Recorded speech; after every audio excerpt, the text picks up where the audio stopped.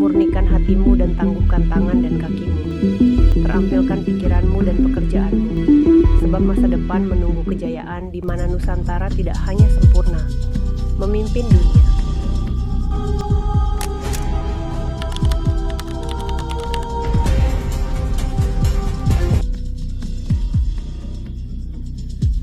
Assalamualaikum warahmatullahi wabarakatuh. Sahabat Dana Revolusi, salam hormat kami. Terima kasih atas dukungannya terhadap perkembangan channel ini. Semoga menjadikan kami semangat untuk mencari fakta harta amanah yang terus membuat beberapa orang salah dalam bertindak. Di antaranya beberapa oknum-oknum yang sengaja mencari keuntungan pribadi dengan rayuan bisa mencairkan harta amanah. Sehingga kami berharap video ini bisa mengurangi resiko yang ditimbulkan oleh oknum-oknum tersebut. Adapun tema yang akan kami bahas adalah dana 11.000 triliun di kantong kiri itu ada. Dikutip dari World Heritage Fund bahwa harta amanah adalah milik Tuhan Yang Maha Esa. Harta amanah ini diberikan Tuhan kepada semua makhluk bumi melalui Nabi Adam alaihi salam dan negeri Nusantara. Secara estafet kemudian diamanahkan kepada Nabi Idris alaihi salam, Nabi Nuh alaihi salam, Nabi Dawud alaihi salam, Nabi Sulaiman alaihi salam, dan Nabi Muhammad sallallahu alaihi wasallam sampai kemudian ke Raja Nusantara. Pengelolaan harta amanah bumi sepeninggalan Nabi Muhammad sallallahu alaihi wasallam tahun 632 Masehi dilanjutkan oleh bangsa Nusantara, diwakili oleh Raja Nusantara saat itu.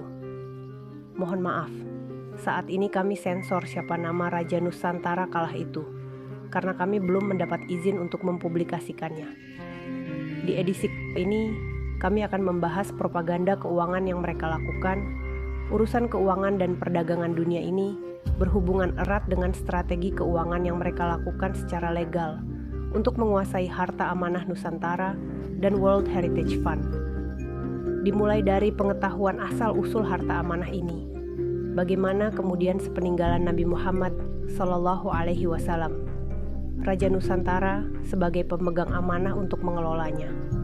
Kemudian, karena keinginan dari salah satu kerajaan pengelola wilayah Nusantara untuk menguasai wilayah Nusantara, mereka mengundang VOC untuk membantu keinginan tersebut.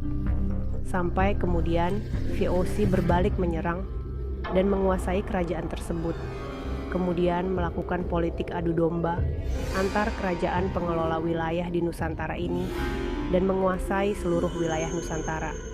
Bagaimana VOC memperalat kerajaan Holland, yang saat itu adalah kerajaan Bonaika milik Perancis, untuk dipakai namanya menguasai Nusantara. Bagaimana mereka membentuk Negara Kesatuan Republik Indonesia. Hal ini bertujuan guna menghentikan pembunuhan dan penindasan yang dilakukan VOC kepada rakyat negeri Nusantara. Inilah awal kerajaan Nusantara sebagai pemegang harta amanah bumi merelakan pembentukan NKRI di wilayah Nusantara. Kemudian Nusantara memindahkan kekuasaan secara damai kepada Presiden Soekarno, yang diharapkan menjadi pemimpin yang adil dan bijaksana, serta mampu membawa kemakmuran untuk rakyat dan negeri Nusantara tercinta ini.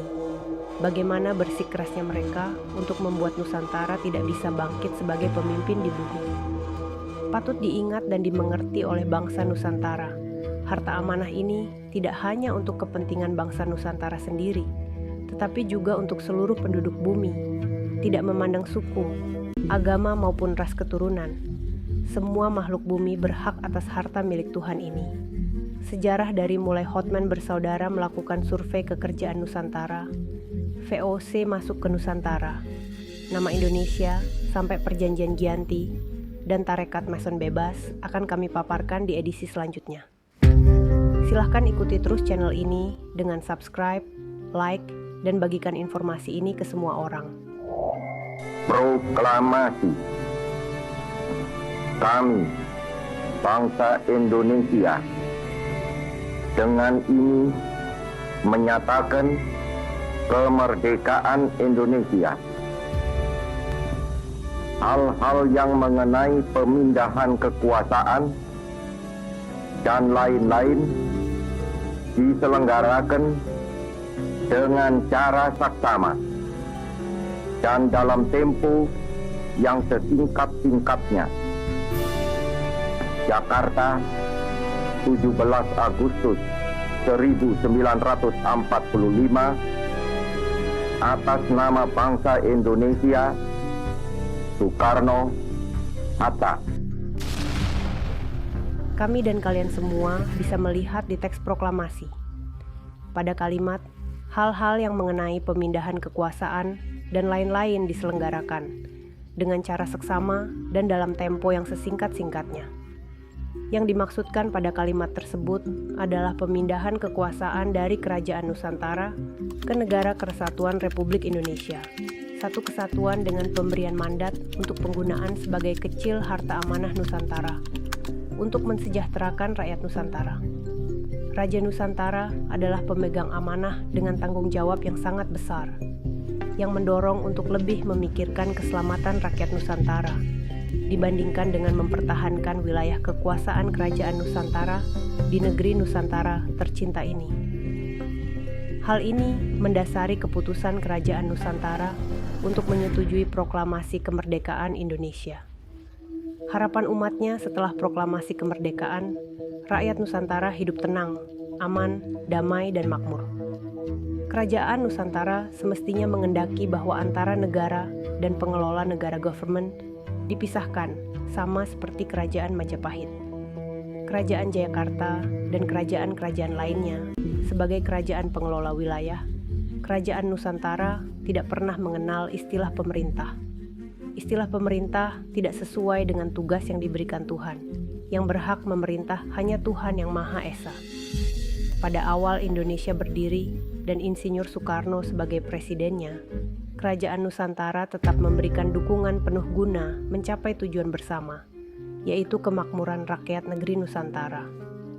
Hal ini dibuktikan dengan pemberian tugas kepada Insinyur Soekarno untuk mengurus harta amanah yang dipindahkan dari bumi Nusantara melalui Dejavasj Bank NV ke Kerajaan Holland tanpa seizin pemegang harta amanah. Kemudian, karena Perang Dunia ke-1 dan ke-2, harta amanah berupa emas dan koin emas tersebut berpindah dari Holland ke Jerman dan ke beberapa negara lain sampai akhirnya ke Amerika dengan dokumen asli yang dimiliki Kerajaan Nusantara yang juga sudah terdaftar di Inggris, Vatikan, dan Swiss, serta lobi Insinyur Soekarno dan timnya, Presiden Amerika saat itu. John F. Kennedy kemudian mewakili Amerika mengakui bahwa harta amanah Kerajaan Nusantara yang dianggap sebagai rampasan perang oleh Amerika saat itu bisa kembali lagi di bawah pengelolaan Kerajaan Nusantara. Insinyur Soekarno beserta beberapa orang kepercayaannya, yaitu Suwarno, Sarinah, Khairul Fatullah, Muhammad Lutfi Wahid, dan autores mandat lainnya yang tidak bisa disebutkan satu persatu. Kemudian menerima mandat dari pemegang amanah untuk mengelola harta amanah yang dikembalikan oleh Amerika melalui perjanjian The Green-Hilton Memorial Agreement.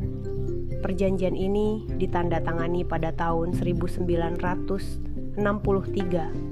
Presiden Soekarno saat itu juga setuju untuk melarang terkat bebas Mason di bumi Nusantara. Karena ditenggarai melakukan ritual-ritual sesat, kami akan membahas lebih detail mengenai hal ini di edisi yang lain. Silahkan kalian ikuti terus channel ini.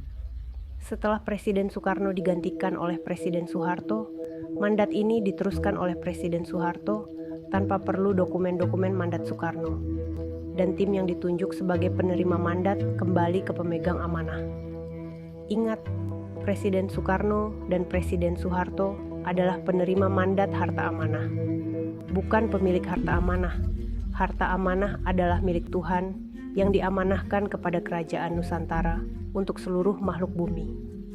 Setelah Presiden Soeharto mundur dari jabatan presiden, tidak ada lagi Presiden Indonesia yang diberikan mandat oleh pemegang amanah untuk mengelola harta amanah ini.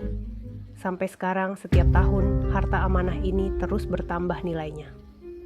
Karena setiap tahun 884 bank di seluruh dunia wajib membayar sewa aset emas World Heritage Fund sebesar 4% per tahun untuk menjamin simpanan para nasabah di bank-bank tersebut.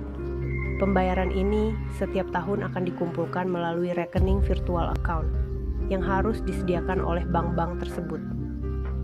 Virtual account di bank-bank ini juga dijadikan alat oleh oknum-oknum tidak bertanggung jawab untuk menipu masyarakat dengan mengaku mempunyai dana triliunan di bank tersebut dan bisa digunakan untuk membiayai proyek dengan meminta imbalan terlebih dahulu di depan. Dana 11.000 triliun di kantong kiri ini memang faktanya ada, bahkan lebih besar dari itu dan tersimpan dengan aman di sistem perbankan dunia. Kami dan kalian semua bisa pergunakan harta amanah ini kapan saja untuk pembelian vaksin dan dibagikan ke seluruh rakyat Nusantara secara gratis untuk menjamin kehidupan rakyat baik yang sudah lanjut usia, anak terlantar maupun rakyat yang tidak mempunyai pekerjaan, untuk pembangunan infrastruktur bagi kemakmuran rakyat, seperti rumah sakit, sekolah, jaringan listrik, instalasi air bersih, dan tempat peribadatan, pembelian alutsista untuk pertahanan negara, seperti kapal induk, kapal selam, kapal perang, pesawat tempur, tank, dan senjata. Semua ini bisa dilakukan dengan cara yang benar dan melalui prosedur perbankan yang benar. Harta amanah tidak akan bisa diambil dan dipergunakan oleh siapapun, baik oleh presiden, pejabat negara, maupun pejabat perbankan. Harta amanah ini hanya bisa dimanfaatkan untuk hal-hal yang berkaitan dengan kemakmuran rakyat melalui pemegang amanah. Harta amanah ini juga bisa dimanfaatkan untuk kegiatan-kegiatan usaha, seperti ekspor hasil bumi dan hasil laut Nusantara. Rakyat Nusantara bisa mendapatkan pinjaman modal kerja dengan pola bagi hasil tanpa bunga. Murnikan hatimu dan tangguhkan tangan dan kakimu. Terampilkan pikiranmu dan pekerjaanmu, sebab masa depan menunggu kejayaan di mana Nusantara tidak hanya sempurna, tapi akan memimpin dunia.